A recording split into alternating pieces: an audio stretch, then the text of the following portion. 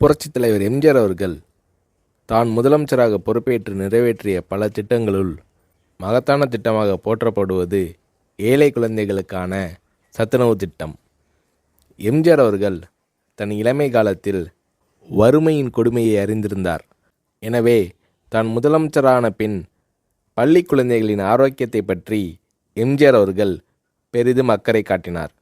பள்ளிகளில் படிக்கும் ஏழை குழந்தைகள் பலர் சத்தான உணவு இன்றி மெலிந்தும் நோய்வாய்ப்பட்டும் இருப்பதைக் கண்டு மனம் வருந்தினார் எம்ஜிஆர்.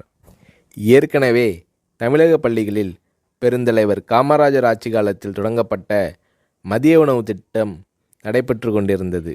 எம்ஜிஆர் அத்திட்டத்தை 1/7/1982 அன்று சத்துணவு திட்டம் என்ற பெயரில் பயனுள்ள திட்டமாக மாற்றினார்.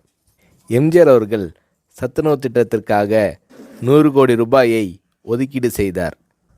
முட்டை, காய்கறிகள் அதிகம் கலந்த சத்துள்ள உணவு 5 முதல் 14 வயது வரை உள்ள குழந்தைகளுக்கு வழங்கப்பட வேண்டும் என்பதே சத்துணவு திட்டத்தின் குறிக்கோளாகும். இந்திய பொருளாதார முன்னேற்றம், தொழில் முன்னேற்றம் என்பதை விட இன்றைய குழந்தைகளின் பசியும் ஆரோக்கியமும் அவசியம் என்பதை உணர்ந்தே சத்துணவு திட்டத்தை நான் அறிமுகப்படுத்தினேன் என்று சத்துணவு திட்டம் பற்றி எளிமையாக விளக்கமளித்தார் எம்ஜிஆர். எம்ஜிஆர் அவர்கள் அறிமுகம் செய்த சத்துணவு திட்டத்தை உலகமே வியந்து பாராட்டியது.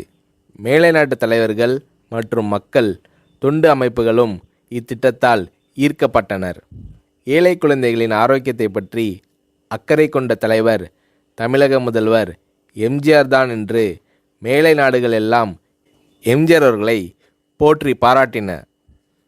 எம்ஜிஆர் அவர்கள் தான் முதலமைச்சராக பதவி வகித்த போது தீட்டிய நல்ல பல திட்டங்களால் எம்ஜிஆர் அவர்களை புரட்சித் தலைவர் என்று மக்கள் பாராட்டத் தொடங்கினர்.